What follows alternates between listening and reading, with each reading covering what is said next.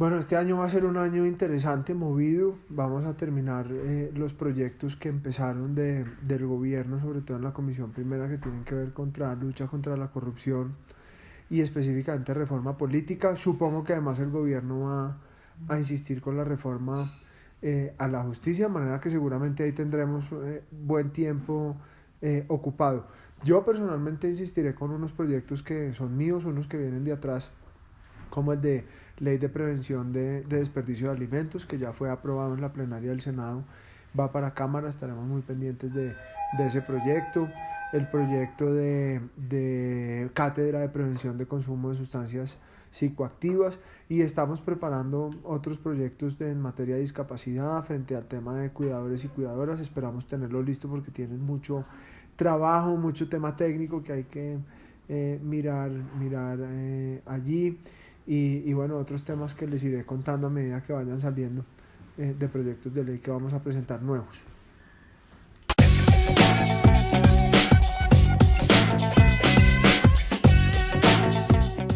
Hay muchos de ellos que han estado muy juiciosos en el Congreso haciendo su tarea. En mi caso particular, la doctora Nancy Patricia o la doctora Gloria María han estado ahí. La doctora Gloria María pues no pudo aprobar su reforma a la justicia. Sin embargo, la realidad es que ningún gobierno ha podido hasta hoy aprobar una buena reforma a la justicia. Eso es un problema estructural, casi que de la misma génesis del equilibrio de poderes que hay en el país y de la incapacidad que tiene el Congreso para poder formular una reforma a la justicia. Pero el resto de los ministros han estado relacionándose con el Congreso, asistiendo, aprobando sus proyectos de ley, y creo pues que se les debe dar la oportunidad de que consoliden su trabajo. En escasos 4 o 5 meses es difícil poder determinar su capacidad, y ellos todos están haciendo su trabajo.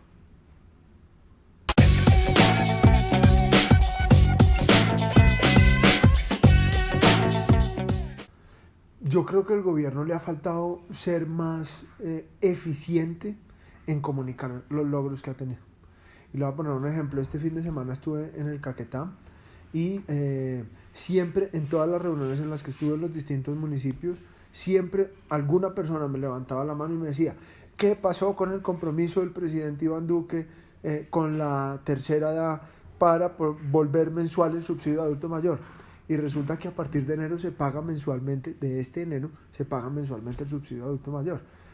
Hace falta mucho desconocimiento del cumplimiento de las promesas de campaña, de las acciones de gobierno, no solamente en esto que es un ejemplo de política social, sino en seguridad y en otros campos.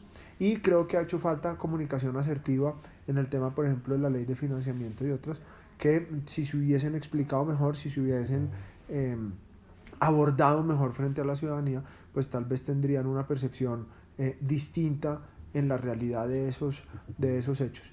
Y por supuesto pues hay un cambio en el Congreso de la República frente a la relación con el Ejecutivo. Este es un gobierno que ha decidido acertadamente no relacionarse con el Congreso a través de la mermelada, los puestos y la corrupción. Eso por supuesto genera un roce por el cambio de dinámica en la política, y eso ha generado mucha dificultad en la aprobación de las leyes. Pero creo que ya con el tiempo que ha pasado, la dinámica se ha ido comprendiendo en el Congreso, y las diferentes bancadas han ido entendiendo ese nuevo relacionamiento, y espero que en este nuevo año, digamos calendario, pero primer año de sesiones en este segundo semestre, pues la construcción de los proyectos con el gobierno sea de consensos, de participación, y donde todos los partidos pues aporten a la construcción de buenos proyectos para el país.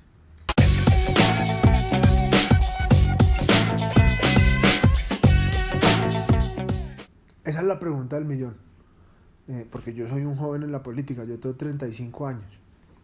Yo he intentado hablar mucho, sobre todo con jóvenes universitarios.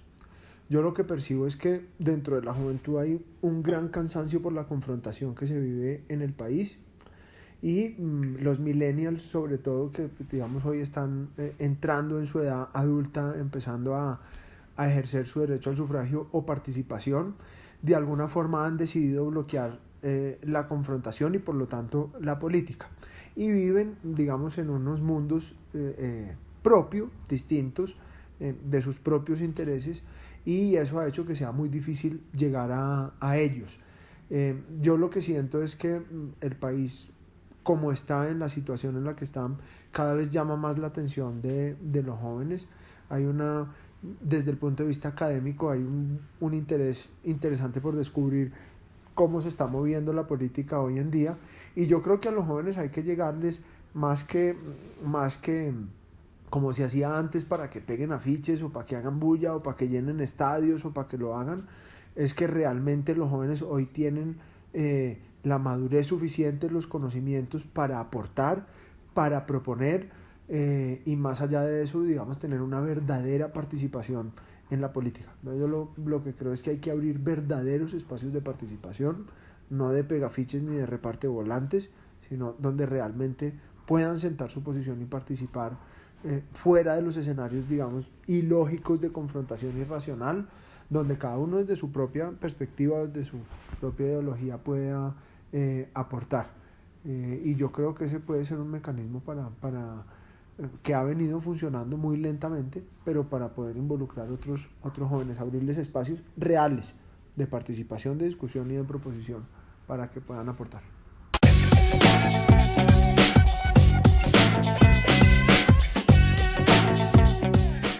Sí, la búsqueda de la paz tiene que ser constante. Yo creo que hay acuerdo, a pesar, digamos, de las diferencias de fondo que hay, en el sentido de que todos los colombianos queremos la paz. Ese discurso maniqueísta y mediocre, a mi modo de ver, de enemigos y amigos de la paz ha quedado atrás, quedó demostrado en la marcha, donde diferentes sectores, con contadas excepciones, no salieron a marchar. Pues estamos de acuerdo en qué es lo que queremos, pero por supuesto hay diferencias de fondo en cómo llegar allá. El ELN es una guerrilla muy compleja, distinta a las FARC. Las FARC tenían una pirámide de mando mucho más organizada. Digamos que el ELN funciona un poco más como una especie de federación de guerrillas, por lo tanto su unidad de mando está más en entredicho, pero además es una guerrilla que ha atacado más la infraestructura energética, que ha persistido con el tema del secuestro, que hoy además vemos que ha crecido, que nuevamente tiene un buen número de guerrilleros, pero que además tiene una capacidad terrorista mucho mayor a lo que tuvo en otros momentos de su historia, es decir, se han fortalecido, y además el tema del cultivo de droga pues lo hace muy complicado. En nuestra opinión fue un muy mal ejemplo lo que pasó con las FARC, y creemos que eso hace parte o es una consecuencia de lo que está pasando hoy en día, y es que, por ejemplo, no tuvo consecuencia ninguna el tema del asesinato cobarde de los soldados en el Cauca, que estaban durmiendo en una cancha y que los asesinaron cobardemente. La negociación siguió, y hoy el terrorismo, no de las FARC, que ya en su mayoría o en una porción o en una parte, o ya veremos más adelante, que se desmovilizó y se reintegró a la sociedad, pues quienes siguen delinquiendo como el ELN ven en el terrorismo una forma para buscar atención y presión en la mesa de negociación.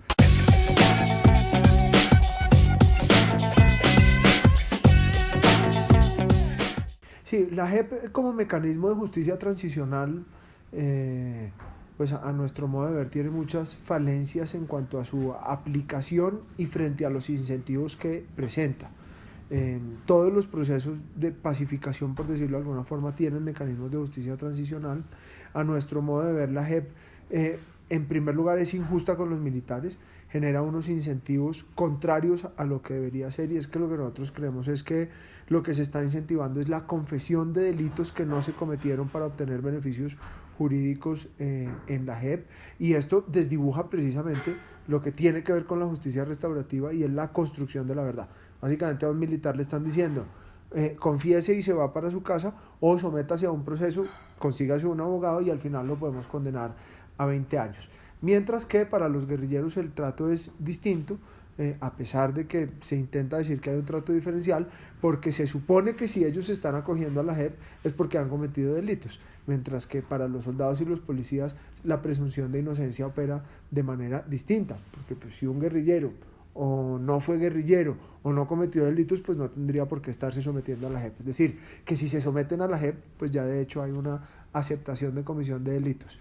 Y para los guerrilleros, para los militares y los policías, perdón, hay un incentivo perverso muy complicado. De manera que lo que hemos propuesto es aumentar el número de salas para crear unas salas especiales para militares donde los magistrados conozcan de derecho operacional, conozcan por supuesto la génesis del conflicto y que simplemente le den garantías a los militares que se sometan a la JEP de que se podrán defender y que al final pues será un fallo justo. Es decir, que si son culpables sean condenados, obtengan una condena por los crímenes que cometieron dentro del marco de la justicia transicional que se está buscando, y si no, pues que puedan demostrar tranquilamente su inocencia.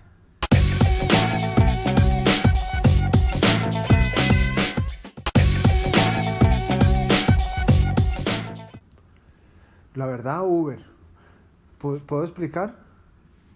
Pues es un sí o no. De pronto le sale cortado, pero si deseas nos explica. No, porque yo creo que a Uber hay que hacerle reformas para que sea más equitativo el mercado con taxi. Pero la verdad es que los taxis tienen que hacer un gran esfuerzo por mejorar su servicio. Sí. A Jaime Mejía. Reformar la Comisión de la Verdad. Trabajador. Desarrollo económico, equidad y participación.